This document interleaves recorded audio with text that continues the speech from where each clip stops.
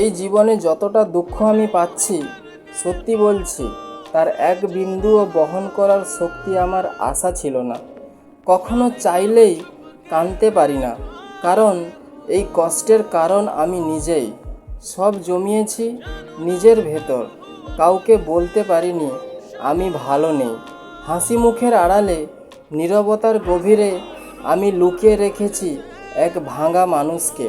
মানুষ ভাবে আমি শক্ত, আমি নির্লিপ্ত, আমি সব পারি, কিন্তু কেউ জানে না কত রাত বালিশ ভিজেছে, চোখের জলে নিঃশব্দ যুদ্ধ করেছি আমি।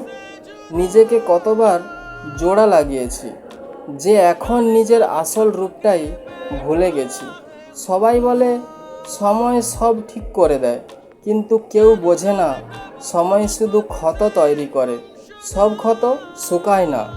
এখন আমি একটা নীরবতা, মুখে হাসি, চোখে অন্ধকার, আর মনে একরাশ দুঃখ।